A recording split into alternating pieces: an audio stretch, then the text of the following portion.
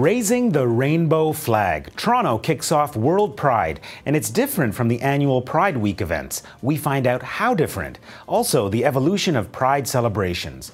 I'm Affan Chowdhry. Welcome to Globe Now. World Pride hits Toronto. The events celebrate the history and diversity of the LGBT community from Canada and around the world.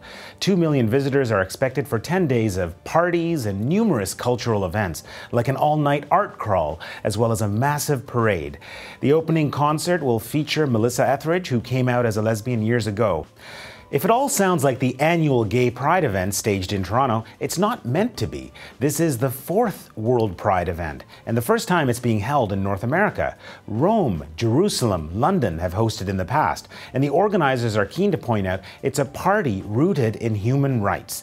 The Stonewall riots in New York City in 1969 launched the fight for gay rights.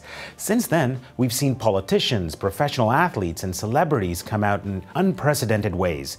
And countries like Canada have also come a long way. Same-sex marriage, for example, has been legal here for nearly 10 years. And it's no secret, Toronto has a vibrant LGBT scene. So the spotlight is on Toronto for World Pride. And for years, the 519 Church Street Community Centre has been the hub for Toronto's LGBT community.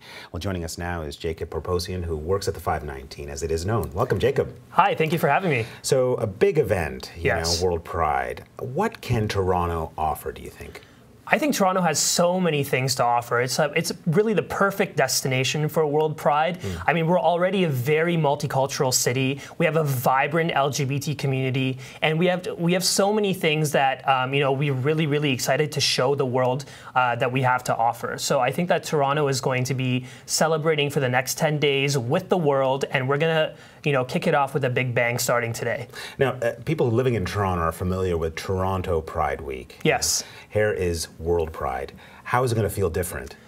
I think, I mean, definitely there's a lot of events happening throughout the entire week for the 10 days, much more than regular Pride events, but definitely it's that entire feeling, that excitement, you know, coming down here even into the studio, I could see that the entire city was very excited to really celebrate collectively with the world, to celebrate the LGBT community and World Pride.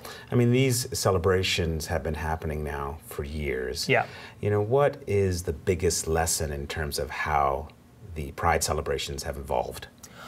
I think Pride celebrations have definitely evolved. I mean, when we look back at the roots of Pride and why that movement was started and to what it has become today, I think it's a great example to show how far the LGBT movement has come and how exciting things are. I mean, we're seeing so many people that are on board and ready to celebrate with the entire LGBT community. We have corporate sponsors. You know, TD is one of the biggest sponsors for World Pride, and also the 519's biggest event, Green Space Festival, which takes place June 26th to the 29th. You know, seeing large corporations on board with the community as well is actually such a refreshing and really exciting thing to see. But it wasn't always like that, was it? No, it wasn't always like that. But I think now it definitely shows that, you know, we're at a pace that things have evolved, and we're at a time where it's okay to celebrate who we are and celebrate a diverse, inclusive,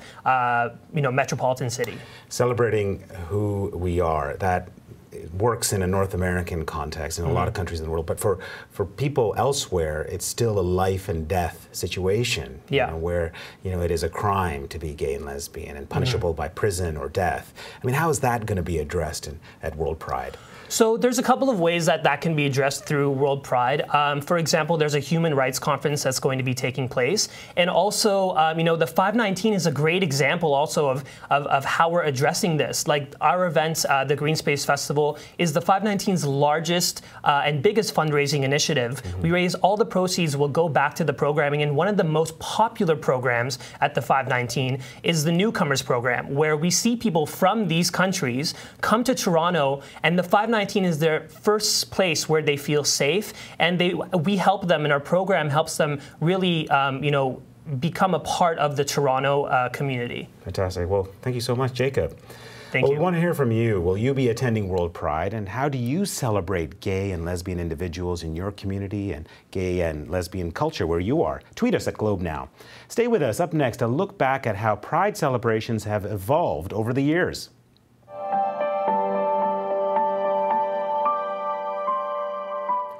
Now, you want a good party? Look no further than Pride. And Toronto's been doing it for decades, throwing a party and celebrating LGBT individuals and culture. Here's a look back. From a picnic on the beach to a week-long festival that attracts hundreds of thousands, Pride has evolved steadily throughout the years. 1971, Toronto's first Pride picnic is held. 1981, 1,500 people attend. It was a politically charged year after the bathhouse raids and the arrest of 306 men in the city. 1987, 15,000 people attend. 1989, 25,000 people attend. The theme is Vision 2020, setting our sights in honor of the 20th anniversary of the Stonewall riots. 1990, Mayor Art Eggleton refuses to recognize the events, but does proclaim official Muppet Baby Day. A discrimination complaint is filed with the Ontario Human Rights Commission. 1991, City Hall officially recognizes Pride Day. 80,000 are in attendance. 1993, 150,000 people attend. 1994, 400,000 people attend. 1995, Barbara Hall becomes first mayor to march in the parade. 1997, roughly 750,000 people attend. 1998, Mayor Mel Lastman officially recognizes Pride Week as opposed to just Pride Day. 2001, for the first time, the city's official proclamation of Pride Week now includes bisexuals, transsexuals, and transgender persons. 2006, Pride returns to its political roots. It highlights issues of inequality faced by people worldwide. And 2014, Toronto hosts World Pride, the first North American city to do so. This year is one of the most ambitious. Organizers are expecting the week-long festival to attract 2 million people. Now, a note about World Pride. Check out our Pride Guide on the Globe and Mail website. Lots of information there about events, parades, and live music. And be sure to check out Saturday's Globe, which will feature stories about delegates from around the world who will be speaking at the Human Rights Conference at World Pride. That's it for today's program. Thanks for watching. I'm Affan Chowdhry.